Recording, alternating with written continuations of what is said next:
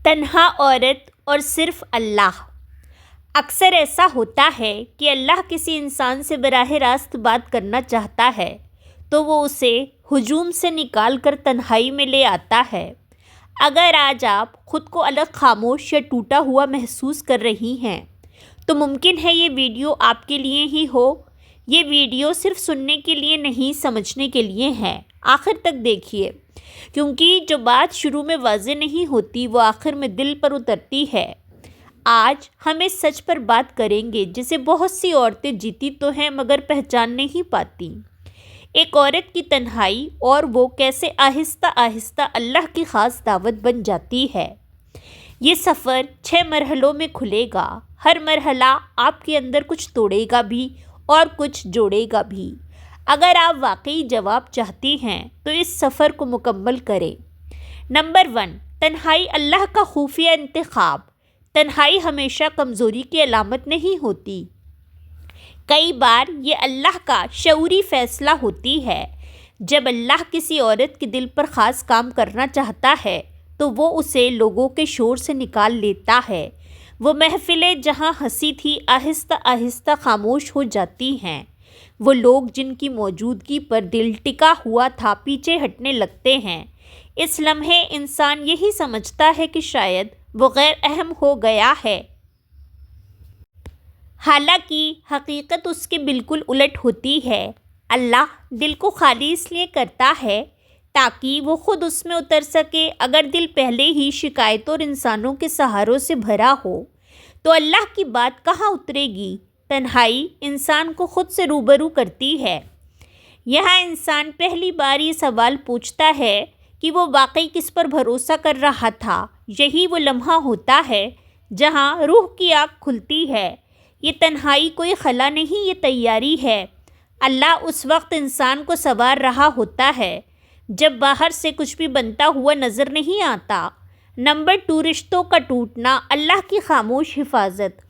زندگی میں کچھ رشتے ایسے ہوتے ہیں جنہیں ہم رحمت سمجھ بیٹھتے ہیں، لیکن حقیقت میں وہ آزمائش ہوتے ہیں۔ اللہ جب دیکھتا ہے کہ کوئی رشتہ آپ کے دل کو اس سے دور کر رہا ہے تو وہ آہستہ آہستہ اس کی گرفت ڈھیلی کر دیتا ہے۔ انسان اسے محرومی سمجھتا ہے مگر یہ دراصل حفاظت ہوتی ہے۔ ہر وہ تعلق جو آپ کی خودی، آپ کے ایمان یا آپ کے سکون کو کمزور کرے، اللہ کی نظر میں قابل برقرار نہیں ہوتا۔ اس لیے کچھ جدائیاں شور مچائے بغیر آتی ہیں۔ کوئی واضح جھگڑا نہیں ہوتا، بس دل الگ ہو جاتے ہیں۔ یہ اللہ کا نرم طریقہ ہوتا ہے آپ کو بچانے کا۔ یہ مرحلہ انسان کو سکھاتا ہے کہ اگر دل کسی انسان پر مکمل ٹک جائے تو وہ دل ٹوٹنے کے لیے تیار رہتا ہے۔ اللہ چاہتا ہے کہ دل اس پر ٹکے جو کبھی نہیں بدلتا۔ جب یہ سمجھ آ جائے تو جدائی زخم نہیں رہتی، سبق بن جاتی ہے اور انسان آہستہ آہستہ اندر سے مضبوط ہونا شروع ہو جاتا ہے۔ نمبر 3، خاموشی اور اندر کی حقیقت سے ملاقات۔ جب زندگی خاموش ہو جاتی ہے تو انسان پہلی بار اپنے اندر اترتا ہے۔ مصروفیت انسان کو خود سے بھگاتی ہے اور خاموشی اسے واپس لے آتی ہے۔ اس مرحلے پر دل کے اندر چھپی باتیں سامنے آتی ہیں۔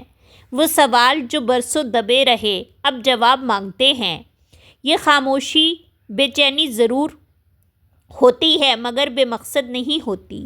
یہاں انسان سمجھتا ہے کہ اصل مسئلہ حالات نہیں تھے، اصل مسئلہ دل کی سمت تھی۔ خاموشی میں انسان اللہ کو بولتے ہوئے محسوس نہیں کرتا بلکہ خود کو سنتا ہے، اور یہی سننا اللہ کی طرف پہلا قدم ہوتا ہے۔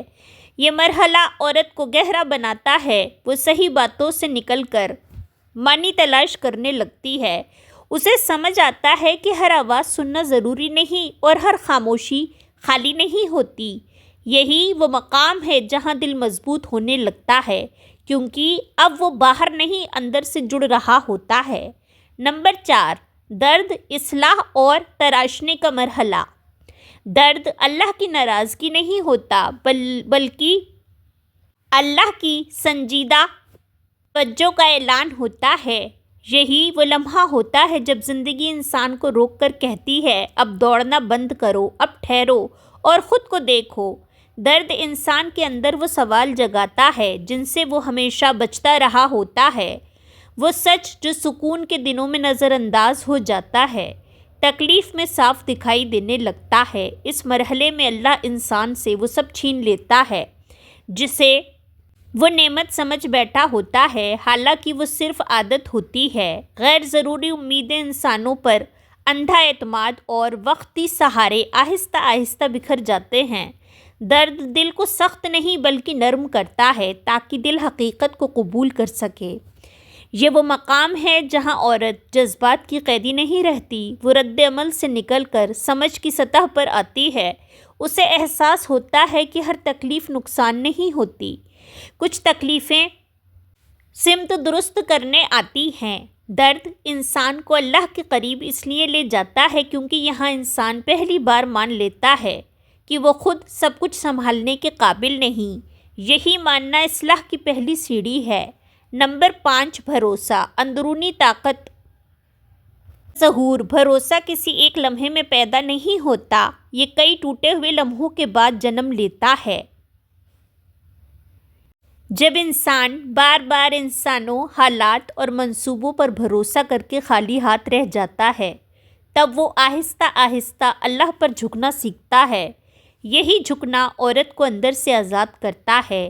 اس مرحلے پر عورت یہ سمجھنے لگتی ہے کہ اس کی قدر کسی کے رکھنے، چاہنے یا ماننے سے وابستہ نہیں، وہ اپنی قیمت لوگوں کے رویوں سے ناپنا چھوڑ دیتی ہے۔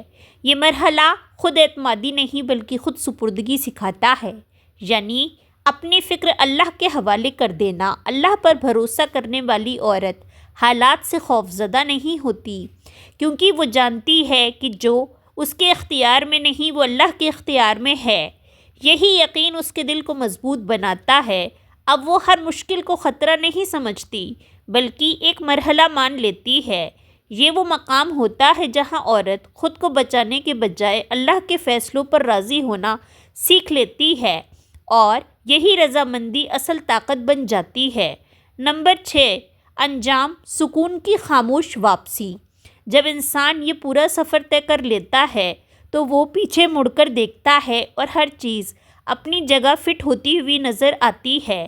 جو تنہائی کبھی بے معنی لگتی تھی اب وہ ضروری محسوس ہوتی ہے، جو جدائیاں دل کو چیرتی تھیں وہ اب اللہ کی حکمت کا حصہ نظر آتی ہیں۔ اس مقام پر انسان سوال کرنا چھوڑ دیتا ہے اور قبول کرنا سیکھ لیتا ہے۔